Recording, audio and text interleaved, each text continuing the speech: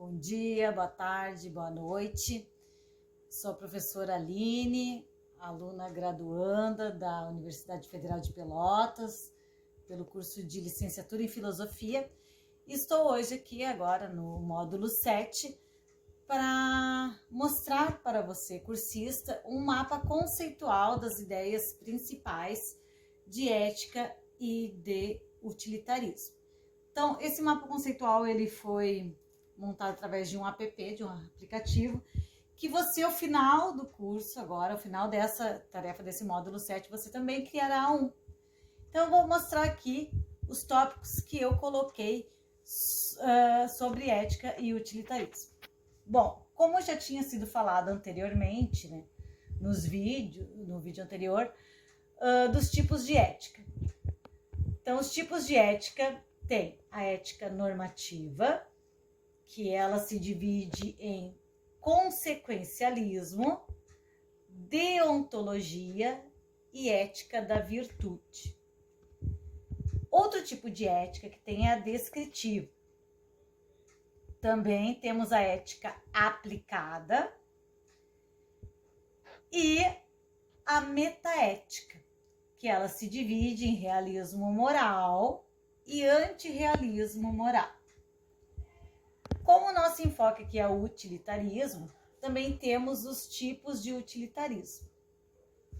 Utilitarismo dos atos e utilitarismo das regras. Bom, essa ética utilitarista. Essa ética utilitarista tem duas perguntas que a gente aborda bastante na ética utilitarista, que é: o que torna uma ação certa ou errada? Que coisas são boas e quais são más? Então, são duas perguntas importantes, por isso elas são colocadas aqui acima no nosso mapa conceitual, também chamado de fluxograma, diagrama, é o mesmo, são todos sinônimos. Bom, essa ética utilitarista tem dois filósofos que foram bastante importantes, né, na concepção dela.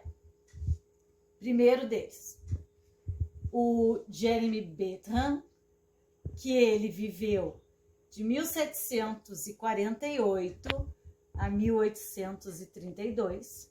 Então, aqui eu tenho a imagem dele, né, do Jeremy.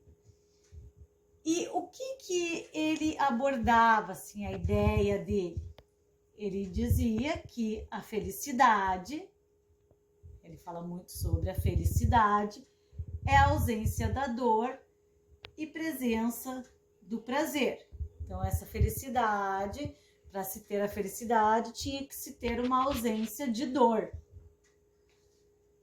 E ele criou a fórmula da felicidade, que media o prazer, a dor e a intensidade. Com essa felicidade, ausência de dor e presença de prazer, também se tem o utilitarismo, que ele era baseado nas consequências das ações tomadas. Então, tu iria ter a dor, né, ou a felicidade, dependendo das tuas consequências das ações. Depois de Jeremy Bentham, surgiu então um outro filósofo que foi baseado nessas ideias de Jeremy, o John Stuart Mill. E ele viveu de 1806 a 1873. Aqui temos a imagem dele. E ele nos diz que só quem já teve todo tipo de felicidade consegue medi-la. Ele vem com uma concepção um pouco mais avançada, né, de Jeremy. E sobre o utilitarismo, né, conforme Mill, ele afirmava que o bem que as pessoas faziam não era para o mundo em si, mas sim para elas. Bom, agora eu vou falar sobre o Jeremy Bentham alguns aspectos históricos dele que eu considero bem importante para nós nos situarmos assim cronologicamente falando, né?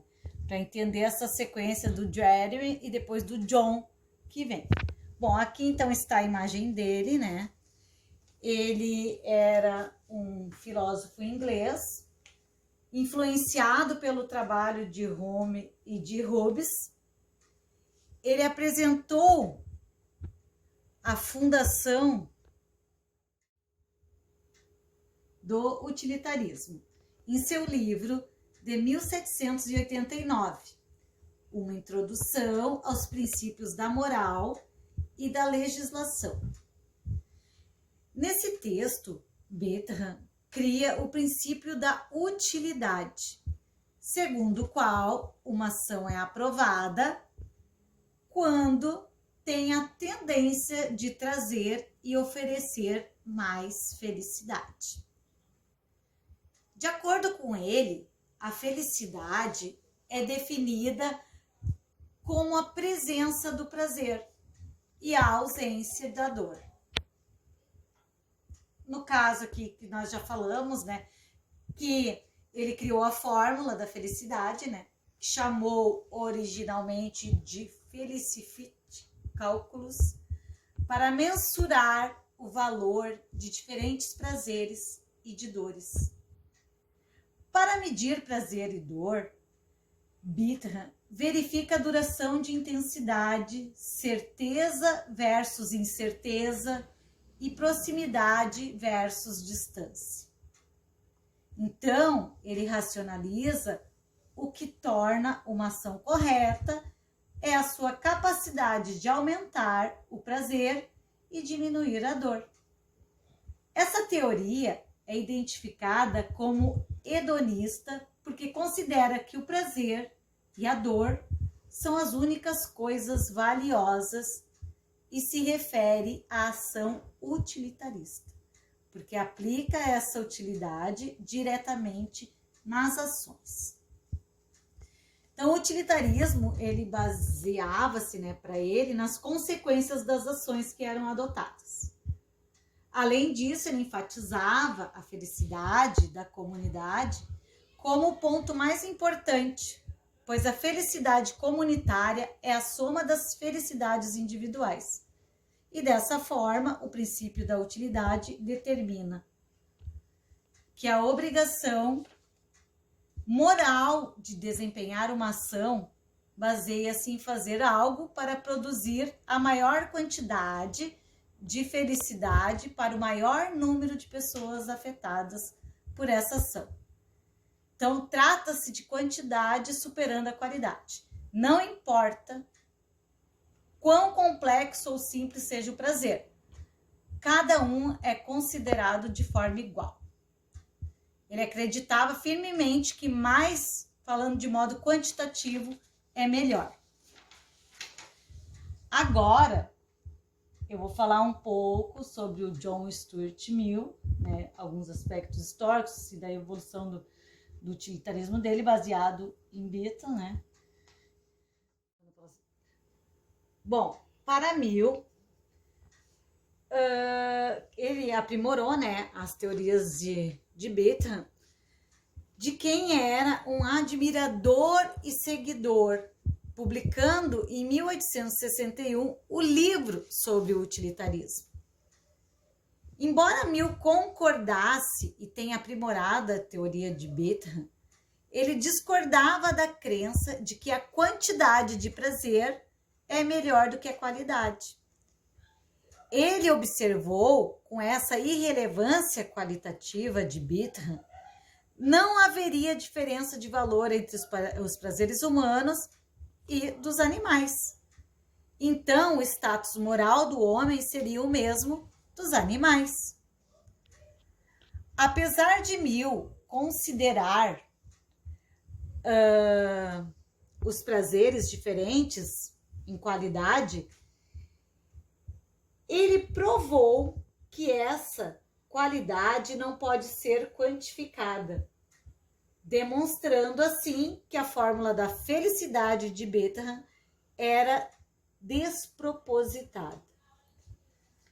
Para ele, somente aquelas pessoas que tivessem experienciado os mais altos e os mais baixos prazeres poderiam avaliar a qualidade deles. Então, para as pessoas que vivenciassem.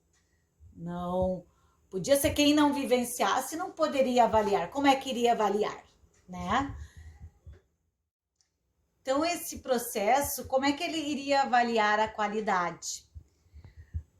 Esse processo ele levaria à criação de um valor moral que promoveria os altos prazeres, que ele achava que eram mais intelectual. Mesmo que os prazeres mais baixos, ele achava esses prazeres mais baixos que eram mais físicos, esses fossem momentaneamente mais intensos. Segundo Mill, é difícil alcançar a felicidade. Portanto, em cada vez de buscar os prazeres, as pessoas tinham a justificativa moral de procurar uma forma para reduzir a quantidade total de dor com suas ações. O utilitarismo de Mill, ele também possibilitava a ideia do sacrifício do prazer e da experiência da dor, quando o resultado da ação fosse um bem maior para todos. O Mill respondia às críticas daqueles que afirmavam que o utilitarismo pedia demais das pessoas, explicando que a maioria das boas ações não é em benefício do mundo, mas dos indivíduos que formam o mundo. Bom, tem um exemplo. O exemplo do dilema do trem, ou do bonde, que nós vimos anteriormente em vídeos, né, nos módulos passados, ele traz bem essa questão do utilitarismo. Porque tu tá ali com o poder de mexer na alavanca. Tem 5 trabalhadores que estão num trilho e tem 2 trabalhadores no outro. O trem ele tá vindo a toda para pegar os 5 trabalhadores. O que fazer? Se eu tenho esse poder de mudar aquela alavanca, troco para pegar os 2, deixo para pegar os 5. Então, para o utilitarismo, essa visão, se eu tenho 5 pessoas, são 5 famílias que vão ser afetadas e o outro são 2. Para fazer um bem maior seriam nas 5 famílias.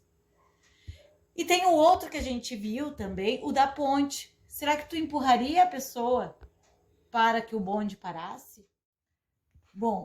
Será então que empurraria ou não empurraria essa pessoa para fazer esse bem maior, vamos dizer, né, para quem estava lá dentro do bonde?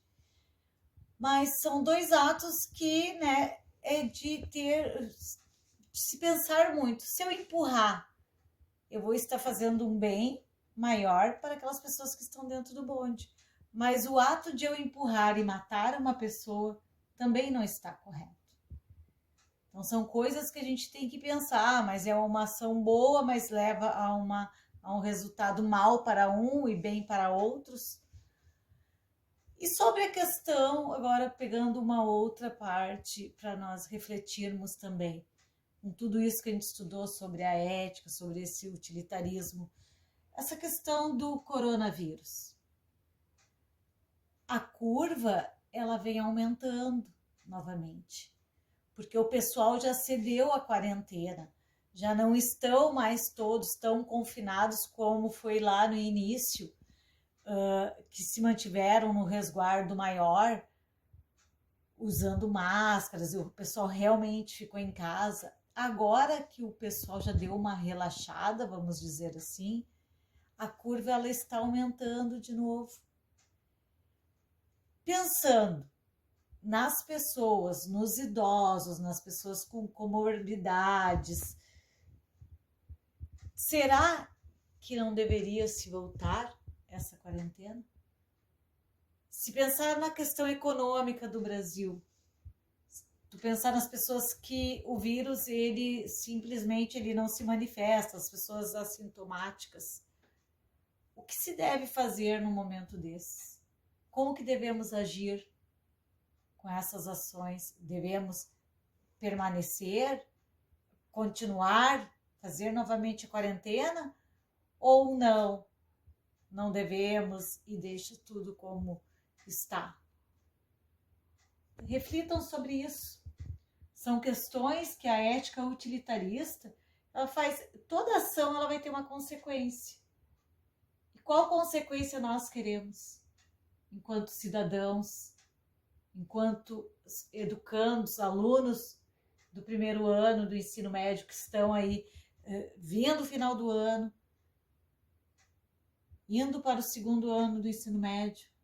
Reflitam sobre isso, sobre essa questão de pandemia no nosso país. Muito obrigada e até o próximo vídeo.